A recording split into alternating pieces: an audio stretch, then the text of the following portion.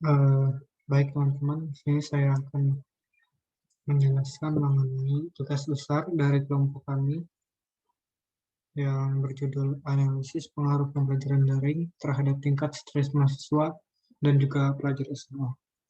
Adapun dosen pengampu di sini yaitu Pak Syalam Arli Wiradinata Simatupang, SSI, MSI, selaku dosen dari PMSJ. Lalu anggota kelompok kami, yang pertama ada saya, Jonathan Manihulu, kemudian kedua ada Lelaitul Makfiruh, kemudian yang ketiga ada Mailani Angelina Simanung Khalid, lalu yang keempat Milavira Puspita Anggriani, dan yang terakhir yaitu Ripka Elizabeth Tambunan.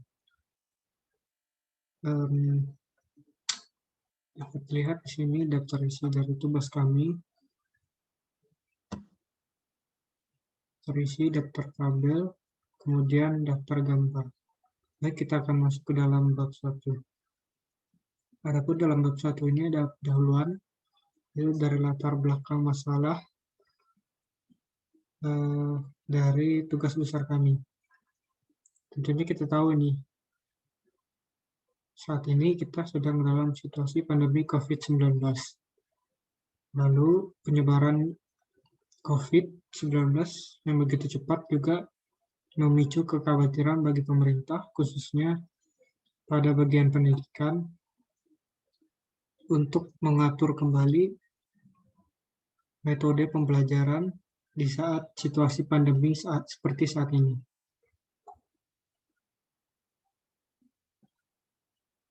Dan seperti yang kita tahu dan sudah kita jalani, pada situasi pandemi, akibat situasi pandemi COVID-19, akhirnya kita, para kalangan pelajar pun, khusus di SMA dan para mahasiswa, melakukan pembelajaran secara online.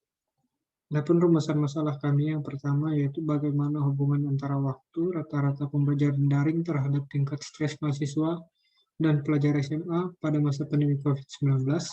Dan yang kedua yaitu bagaimana kondisi tingkat stres mahasiswa dan pelajar SMA selama mengikuti pembelajaran daring di masa COVID-19. Adapun tujuan dari tugas kami, yang pertama yaitu mengidentifikasi hubungan antara waktu rata-rata pembelajaran daring terhadap tingkat stres mahasiswa dan pelajar SMA. Lalu tujuan yang kedua mengidentifikasi kondisi tingkat stres mahasiswa dan pelajar SMA selama mengikuti pembelajaran daring di masa COVID-19. Kemudian kita masuk ke dalam bab 2. Yang pertama yaitu tinjauan statistika. Baik, sebelumnya judul dari bab 2 ini yaitu tinjauan pustaka. Dalam tinjauan statistika terdapat statistika deskriptif. Nah, di sini akan saya jelaskan analisis deskriptif.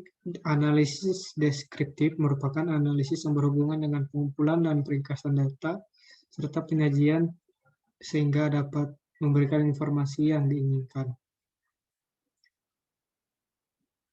Oke, sekarang dalam statistika deskriptif ini terdapat lagi rata-rata, yaitu jumlah nilai pada data dibagi dengan banyaknya data tersebut. Nah, dapat dilihat rumusnya yaitu X bar atau X rata-rata sama dengan sigma dari XI, yang artinya jumlah dari data kita, kemudian bagi N. N itu jumlah, N itu merupakan total jumlah data kita. Lalu kita masuk ke median atau nilai tengah dengan rumus seperti yang dapat dilihat. ME sama dengan XN tambah 1 per 2 kalau N-nya ganjil positif. Lalu median sama dengan XN per 2 plus XN per 2 plus 1 per 2 jika N genap positif. Lalu ada nilai minimum dan maksimum yang merupakan minimum itu seperti yang kita tahu nilai terkecil dan maksimum itu kebalikannya yaitu nilai terbesar.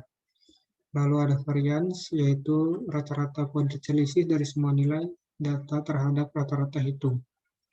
Dapat dilihat rumusnya sebagai berikut. Kalau untuk data sampel, S kuadrat sama dengan sigma N I sama dengan 1 dikali XI kurang X bar kuadrat. Dan data populasi juga dapat dilihat seperti di layar. Lalu ada standar deviasi atau simpangan baku. Standar deviasi merupakan akar pangkat 2 dari rata-rata kuadrat selisih nilai data individual. Untuk rumusnya dapat dilihat seperti di gambar ya. Mempersingkat tidak saya sebutkan lagi. Kemudian kita masuk ke dalam analisis korelasi yang merupakan salah satu teknik analisis dalam statistik yang digunakan untuk mencari hubungan antara dua variabel yang bersifat kuantitatif atau berdasarkan jumlah atau yang berkaitan dengan angka. Nah, untuk analisis korelasi dapat dilihat rumusnya seperti yang di layar ya. Lalu ini ada keterangan juga R itu apa, X itu apa, dan Y itu apa. Nah, di sini terdapat kategori koefisien korelasi yang menyatakan seberapa kuat atau bagaimana jelasnya hubungan antara suatu data dengan data yang lainnya. Ini misalkan yang didapatkan interval korelasinya dari rentang 0,0 sampai 0,199, maka korelasi atau hubungan dari variabel tersebut dikategorikan ke dalam hubungan yang sangat rendah, berarti tidak terlalu berpengaruh atau kurang ada kaitannya. Lalu kenapa sih harus menggunakan analisis korelasi? Nah, di sini uji analisis korelasi digunakan untuk mengetahui apakah adanya korelasi antara variabel X terhadap variabel Y. Nah, itu yang maksud saya jelaskan tadi. Kita mau lihat hubungan X dengan Y itu bagaimana, rendah, atau kuat, atau sangat kuat, dan lain sebagainya. Nah, sini dapat lihat cari-cari ketentuan dari untuk analisis korelasi dari menentukan hipotesis, level signifikannya 95%, alfa sama dengan 5%, daerah kritis, dan statistik uji. Lalu dalam analisis korelasi itu terbagi lagi menjadi dua. Yang pertama yaitu ada analisis korelasi sederhana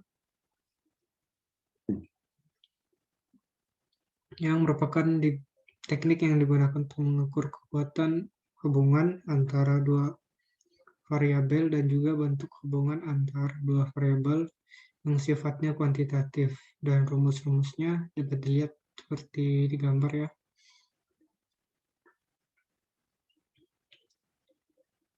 Nah, kemudian ada analisis korelasi parsial. Nah, ini artinya metode pengukuran kedekatan hubungan atau korelasi antara variabel bebas dan tidak bebas dengan cara mengontrol salah satu variabel bebas untuk melihat korelasi natural atau alami antara variabel yang tidak terkontrol. Kemudian kita masuk ke dalam analisis regresi yang merupakan teknik atau metode analisis hipotesis penelitian untuk menguji ada tidaknya pengaruh antara variabel yang satu dengan variabel yang lainnya. Analisis regresi ini dinyatakan dalam bentuk persamaan matematik atau regresi. Lalu, dalam analisis regresi itu terbagi juga sama seperti analisis korelasi menjadi analisis regresi sederhana dan analisis regresi berganda. Dalam analisis regresi sederhana itu artinya metode pendekatan untuk pemodelan hubungan antara satu variabel dependen dan satu variabel independen. Dapat dilihat rumus regresi linear sederhana itu Y sama dengan A tambah BX. Lalu untuk analisis regresi berganda, itu bedanya dengan analisis regresi sederhana. Untuk dalam yang berganda, dia melibatkan lebih dari satu variabel bebas atau prediktor. Nah, istilah lain dari analisis regresi berganda ini yaitu multiple regression. Itu Inggrisnya ya. Multiple itu artinya jamak atau lebih dari satu. Nah, fungsi dari regresi berganda ini yaitu untuk mencari pengaruh dari dua atau lebih variabel dependen terhadap variabel dependen. Adapun model atau rumusnya yaitu sebagai berikut. Y sama dengan A, Y sama dengan alpha plus beta 1x2 plus beta 2x2 plus beta n, xn, dan E. Lalu ada uji signifikansi parameter regresi, yang merupakan pengujian yang dilakukan untuk mencari tahu apakah pengaruh antara taksiran parameter dengan model cukup signifikan atau tidak dalam model regresi. Nah, untuk penjelasannya bisa di pause nanti, terus dibaca untuk lebih lengkapnya teman-teman. Oke, kita lanjut ke bab 3, yaitu analisis data. Setelah didapatkan data, maka dilakukan perhitungan persentase terhadap sampel data yang didapat. Rumusnya yang digunakan yaitu seperti yang digambar. Nah, sehingga didapatkan persentase responden SMA dan mahasiswa sebagai berikut. Itu yang SMA itu ada 30% dan mahasiswa itu 70%. Nah, ini merupakan variabel dari data yang kami buat. Yang pertama itu X1, rasa jenuh ketika menatap handphone atau laptop selama pembelajaran daring. X2, yaitu rasa kesulitan berkonsentrasi selama pembelajaran. Kemudian X3, rasa cemas dan gelisah. X4, rasa kelelahan secara fisik maupun emosional selama pembelajaran daring. X5, rasa kelelahan walaupun sedang istirahat atau sedang tidak melakukan apapun. Dan variabel Y yaitu waktu rata-rata pembelajaran daring pelajar SMA dan mahasiswa. Dari sini, dari data yang telah kami dapat dari responden, ini merupakan analisis data responden kami atau statistika deskriptifnya.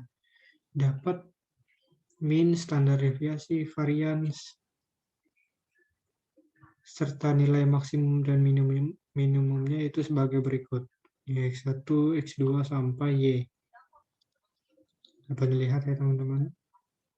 Lalu masuk ke analisis korelasinya.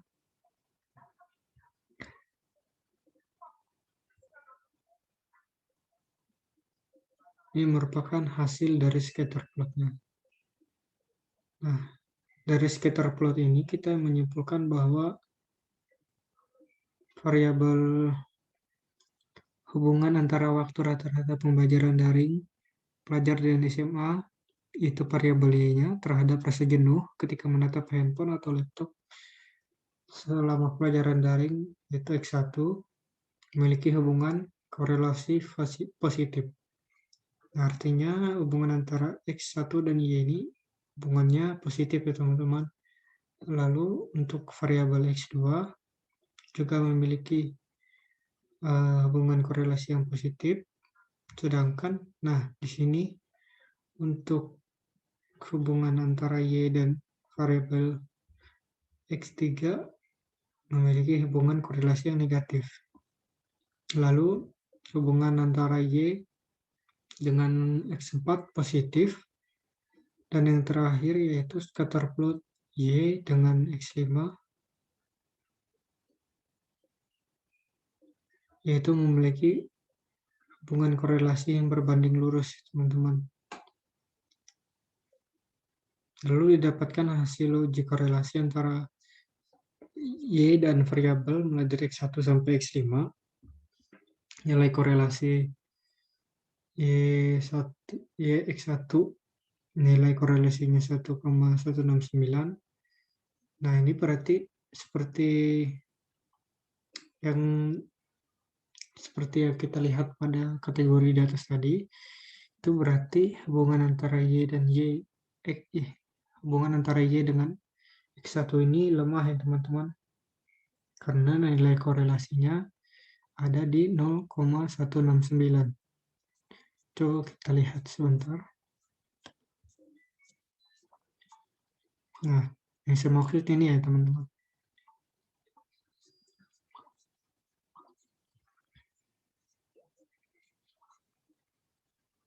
Kemudian begitu pula X2 juga sangat lemah, juga X3, lalu X4 apa ya? Coba kita lihat. Berarti dia rendah, tidak sangat rendah, sedangkan X5 0,046. Nah, karena 0,046 berarti itu masuk ke dalam rentang sangat rendah.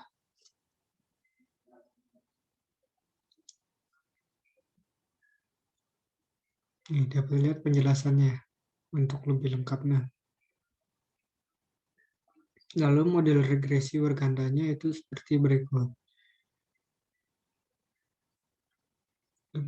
Ini data yang kami dapatkan merupakan hasil dari pengerjaan di Excel dan juga dari Minitab ya, teman-teman.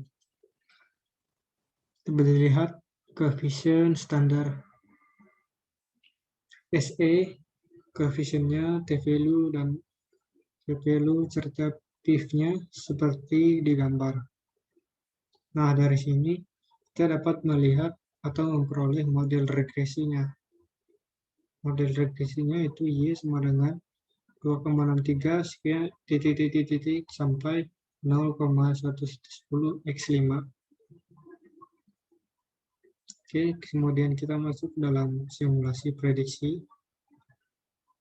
Yang pertama kita melakukan uji serentak yang berfungsi untuk mengetahui apakah rata-rata lama waktu belajar daring berpengaruh secara signifikan terhadap tingkat stres pelajar SMA dan mahasiswa dengan menguji variabel itu secara bersama-sama.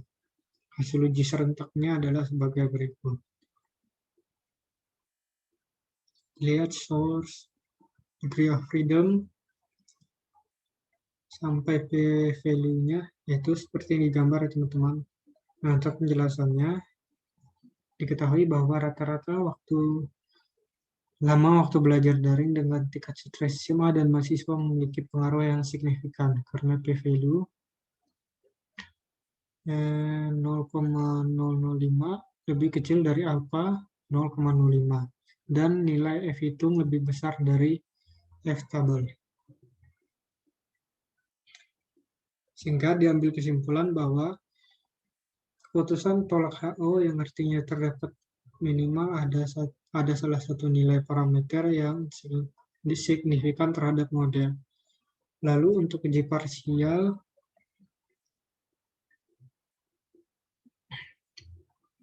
merupakan uji yang digunakan untuk mengetahui apakah rata-rata lama waktu belajar daring berpengaruh secara signifikan terhadap tingkat stres pelajar SMA dan mahasiswa. Bedanya dengan yang serentak, uji parsial ini variabelnya diuji secara terpisah ya teman-teman.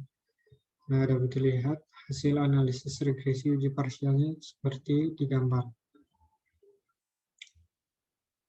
Nah, dari tabel tersebut atau dari hasil perhitungan kami diperoleh bahwa rata-rata lama waktu belajar dengan tingkat stres pelajar SMA dan mahasiswa memiliki nilai p-value 0,03 atau 0,030 lebih kecil dari alfa 0,05 sehingga menghasilkan keputusan tolak HO yang artinya terdapat hubungan yang signifikan antara rata-rata lama waktu belajar daring dengan tingkat stres pelajar SMA dan mahasiswa terhadap model.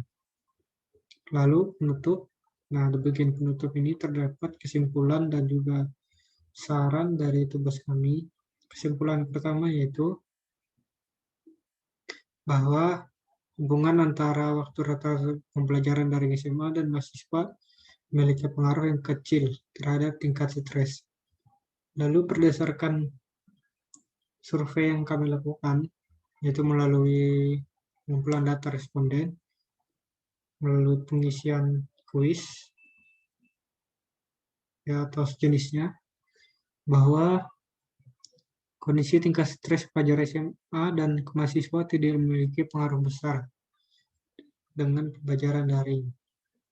Banyak dari mereka yang merasa cuma biasa-biasa saja. Lalu dari data kami, mereka juga hanya terdapat sedikit orang yang mengalami konsentrasi saat sedang dalam pembelajaran daring.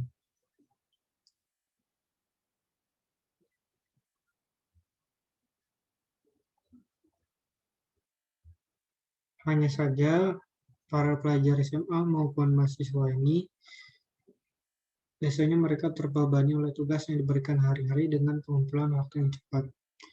Mereka kadang memikirkan banyaknya tugas setiap saat sehingga menyebabkan pikiran kadang terganggu dan merasa kelelahan setiap saat. Lalu syarat untuk tugas kami yaitu panduan yang jelas dalam melakukan percobaan sangat penting, dan dalam menganalisis data hasil percobaan ketelitian sangatlah diperlukan. Semoga kedepannya kami dapat melakukan penelitian lebih teliti lagi pada memasukkan data dan mengikuti langkah-langkah yang sudah ditentukan, karena apabila perhitungan analisis dari kami ada yang salah, maka bisa sangat memungkinkan bahwa akan mengakibatkan efek yang fatal, dan tentunya yang ditakutkan yaitu efek negatifnya, teman-teman. Oke, yang merupakan daftar pustaka dari tugas kami atau sumber-sumber kami mengerjakan tugas besar kami, dan ini lampiran detail tugas besar kami.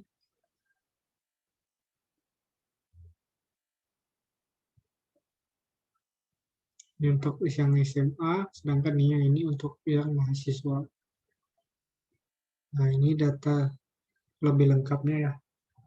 Mulai dari jenis kelamin, status, nama instansi,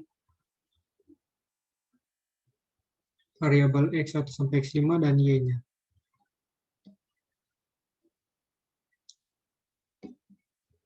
Oke. Merupakan data perhitungan yang kami cari menggunakan Excel.